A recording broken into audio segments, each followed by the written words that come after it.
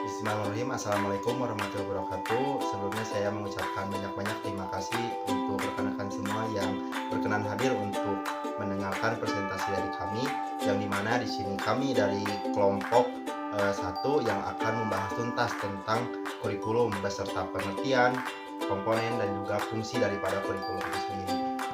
Presentasi ini kami buat untuk memenuhi tugas setelah kurikulum matematika dengan dosen pelaku Dr. Andes Cici Nurul Haq MPD.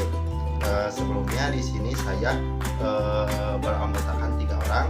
Yang pertama saya sendiri, Randal Muhammad Soleh, dengan nomor NIM 205160115. Selanjutnya Wanda Robiatul Zahra dengan nomor NIM 205160021, dan juga yang terakhir Nandah Andina Putri dengan nomor NIM 205140009. Di sini kami akan membahas tuntas tentang kurikulum, yang mana di sini kami membagi menjadi 3 bagian utama. Yang pertama tentang pengertian daripada kurikulum itu sendiri, yang kedua tentang fungsi kurikulum dan juga di dalamnya ada tujuan kurikulum, dan yang terakhir kami akan membahas tuntas tentang komponen daripada kurikulum itu sendiri. Oke teman-teman, jadi sekarang kita melaju pada pembahasan pengertian kurikulum, yang mana akan dijelaskan oleh saya sendiri.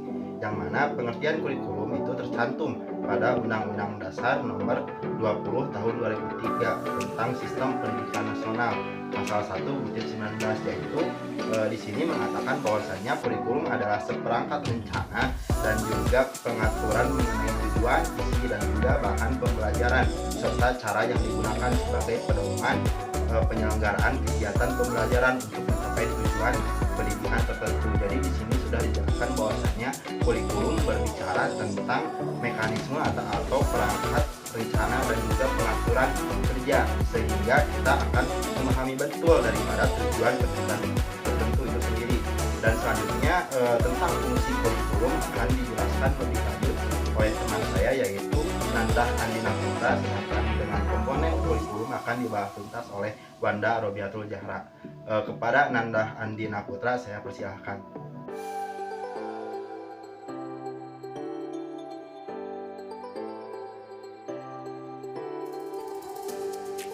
Fungsi kurikulum. Fungsi kurikulum dalam proses pendidikan yaitu sebagai sarana dalam mengukur kemampuan pribadi dan konsumsi pendidikan. Dilansir dari Universitas Pendidikan Indonesia, fungsi kurikulum secara lengkap diartikan sebagai kegunaan atau manfaat kurikulum bagi pihak-pihak yang terlibat dalam aktivitas pendidikan sebagai berikut. Untuk pertama, yaitu untuk kepala sekolah.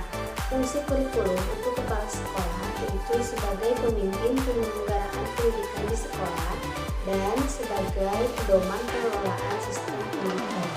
Kurikulum juga berfungsi sebagai patokan pengawasan kepala sekolah, juga indikator keberhasilan pendidikan. Yang kedua yaitu fungsi untuk guru. Kurikulum untuk guru adalah sebagai pedoman pengajaran pada siswa. Kurikulum memberikan patokan yang jelas tentang proses pengajaran juga materi yang harus diberikan kepada anak didik. Nah, yang ketiga yaitu untuk siswa. Fungsi kurikulumnya yaitu sebagai acuan belajar. Dengan adanya kurikulum, siswa mengetahui materi apa saja yang harus dipelajari dan juga dipahami, sehingga siswa dapat mempersiapkan ujian dengan lebih baik. Keberadaan kurikulum bagi siswa juga menyetarakan atau membentuk standar pendidikan di Indonesia. Dengan adanya kurikulum, semua daerah di Indonesia memiliki standar pelajaran yang sama. Hal tersebut sangat penting bagi pemerataan pendidikan. Nah, yang terakhir yaitu untuk masyarakat atau orang tua. Fungsi kurikulum bagi masyarakat, terutama orang tua siswa, adalah sebagai pedoman dalam pengawasan siswa. Pemahaman orang tua terhadap kurikulum dapat menentukan pola didik dan tercapainya keberhasilan kurikulum pendidikan sekolah pada seorang anak. Di sini saya akan melanjutkan materinya, yaitu tentang tujuan kurikulum. Kurikulum dibuat dengan tujuan menjadikan alat pendidikan untuk menghasilkan siswa yang berintegrasi. Kurikulum juga membuat siswa mengerti sistem pendidikan yang diterapkan, sehingga siswa dapat memutuskan pendidikan yang ia inginkan di jenjang selanjutnya. bertujuan memeratakan pendidikan dalam suatu negara, membimbing, serta mendidik siswa agar menjadi pribadi yang cerdas, berpengetahuan tinggi, kreatif, inovatif, bertanggung jawab, dan siap masuk dalam kehidupan bermasyarakat.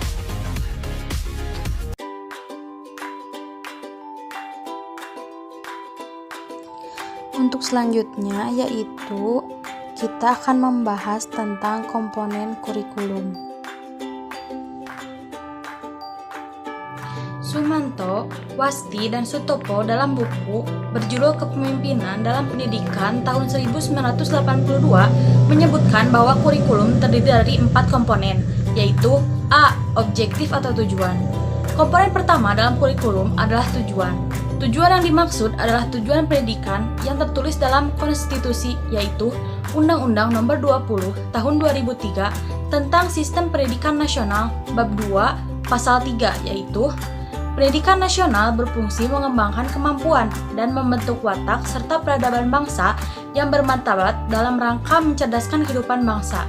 Bertujuan untuk berkembangnya potensi peserta didik agar menjadi manusia yang beriman dan bertakwa kepada Tuhan Yang Maha Esa, berakhlak mulia, serta berilmu, cakap, kreatif, mandiri, dan menjadi warga negara yang demokratis serta bertanggung jawab. Yang B yaitu knowledge atau materi. Materi kurikulum adalah bahan pengajaran yang terkandung dalam kurikulum.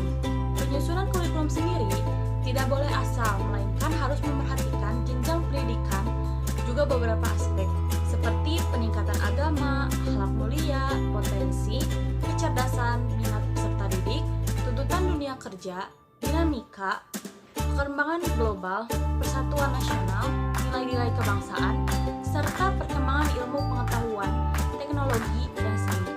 Yang C yaitu school learning experience atau interaksi belajar mengajar di sekolah. Interaksi belajar dan mengajar di sekolah antara siswa juga menunjang keberhasilan kurikulum. Sistem pengajaran, penyampaian materi, keberadaan praktikum, bimbingan, serta penyuluhan dibutuhkan untuk membantu siswa sesuai dengan tujuan pendidikan nasional. Yang D yaitu evaluation atau penilaian. Komponen terakhir dari kurikulum adalah penilaian.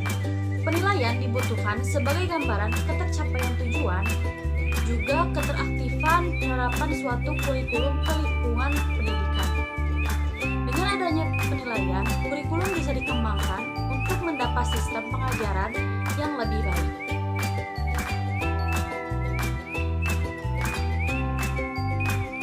Sekian presentasi dari kelompok kami. Mohon maaf apabila ada kekurangan atau kesalahan.